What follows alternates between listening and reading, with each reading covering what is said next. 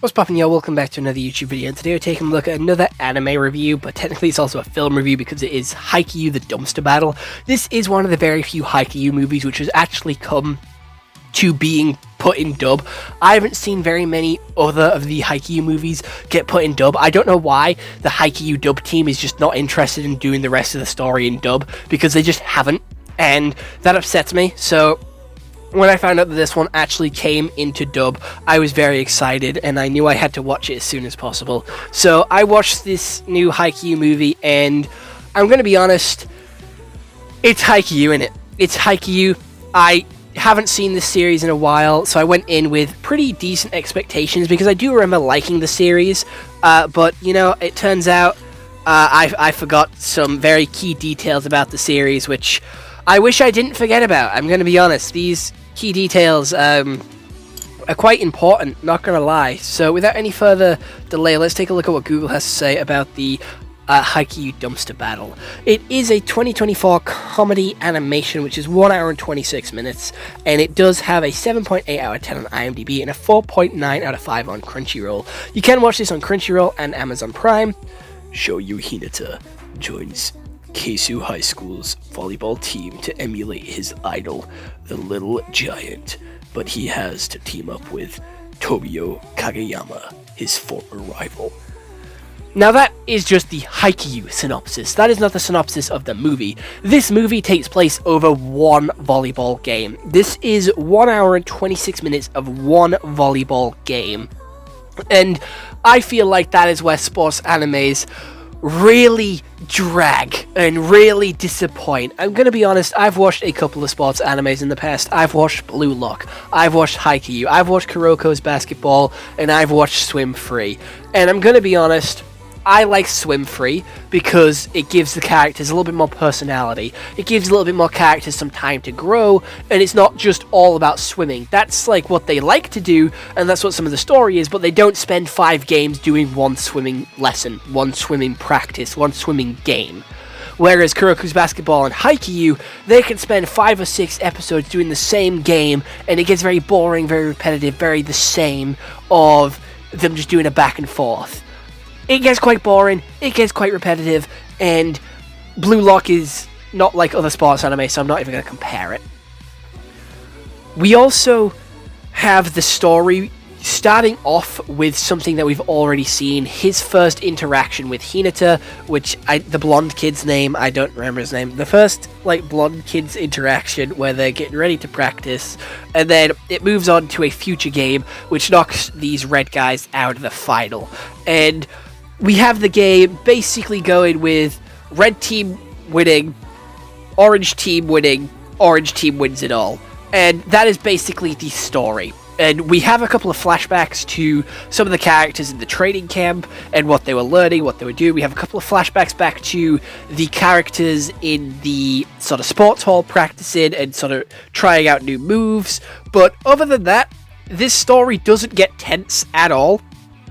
We have one side winning, then the other side losing, the other side getting down in the dumps, and then raising each other's spirits with a new idea, it working, the other team then learns how to counter that, and then they start winning again, and then it's like just trying to one-up each other all the time, and it felt very slow, very repetitive, and again, like I said, there is very little story here. It is just one team trying to one-up another until they can win the game, and that is it. We have certain characters getting very little screen time, like the grey-haired guy, who I actually quite like from the series, and Nishinoya and Takayama. Like, 2 of those characters are some of my favourites from the series, but they get very little screen time here.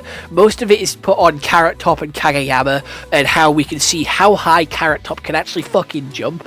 He has, like, a pretty good leap of faith, not gonna lie. He is a absolute fucking kangaroo under those fucking shorts. Holy shit. He's a jumper, to be fair, and we just have the very similar story point to the white-haired kid from Blue Lock, Nagi, because it's the same story. Nagi wasn't interested in playing, football, but his mate dragged him. Bless me, sorry. I apologize about that interruption, but Nagi doesn't give a shit about playing football. He's dragged into it by his purple-haired friend. And he plays a game against a black-haired kid in Blue Lock, and then he starts to love the sport and want to take part in it, want to have fun, and want to see how far he can push himself. Same thing happens in this one. It is the same character trope. This probably did it first. I don't know what came first, Haikyu or Blue Lock, but we have the blonde-haired kid who doesn't really give a shit about volleyball. He likes the sport, but he's lazy. He doesn't like getting sweaty. He doesn't like really playing the game. He likes sort of doing the plans and stuff. But this game gets him excited. This game gets him energized and ready to sort of see what else he can do, see what else he can offer the team. And he starts to do really well. He starts to get really into it. He starts having fun, and he almost passes out multiple times because of how unfit he is and how much he's sweating and how much he's trying to win. And it gives some character growth, but it's just a story which I feel is very repetitive and very redundant, because we have this exact same story point done again in Kuroko's Basketball with the purple-haired dude. The purple-haired guy doesn't give a shit about playing the sport. He's lazy. He just wants to sit around and eat. He only plays it because he has to, because someone makes him to. But he plays a game against the blue-haired kid, and bada bing, bada boom, purple hair is now absolutely enthralled with basketball and wants to keep playing it and wants to be the top, wants to win. Exactly the same fucking plot. Every time we have a sports anime, we have one character who doesn't have any interest in playing the game, gain interest in the game because of one specific game that he plays with the main character. It is boring. It's an overused trope, which I'm not too interested in. I've seen it 3 times now. If I see it again, my head's going to explode. And some of these characters I actually do like. Not going to lie, I like Nagi. I like this blonde-haired kid, I forget his name. And I like the purple hair from Kuroko's Basketball. That's my fucking bad, okay? I can shit on their story arcs all I want, but I still overall like their character. They're some of the more interesting characters in the series and have the most personality and the most depth to them, because there's one fucking plot line and I'm upset about it. Alright, I'm upset about this plot line because it fucking works on me every fucking time. I have a figure of the white-haired kid from Blue Lock, I have a figure of the fucking blonde kid from Haikyu, and I have a Lego custom of the purple hair kid from Kuroko's Basketball. This trope works on me and I'm upset about it because I'm sick of seeing it. It's the same shit over and over and over again. And that very little changes. The only differentiation is the 2 characters that are involved with the trope and the sport. That is the only fucking difference that happens. It is the same plot point. They get interested in the game because shit gets serious. Their perk, their skill is being used to the max, and they fucking get so close to winning but inevitably lose, and that gives them the drive to keep going, the drive to keep wanting to play more. And the animation is what actually sets this apart from the rest of the series. I am going to be honest. The animation had a very significant upgrade from the rest of the anime. I'm going to be very honest here. The animation looked very different, and it was very clean and very smooth, and I quite liked this new style of animation that they're going for with Haikyu. It's just a shame that the story is nearly finished, so we're not going to get too many more movies with this art style. And again, this is a movie, so they do have a higher budget than the actual anime, so they'll be able to do a much better stylization of the anime. Very similar to how Western cartoons, when they get a movie, they start to add shadows and shading to the characters because they have that more budget, they have that more time to do so. So it just gives more depth and interest to the characters, and I thought that was pretty interesting and just something that I noticed when watching it. And for whatever reason, I felt like the voice actors were slightly different.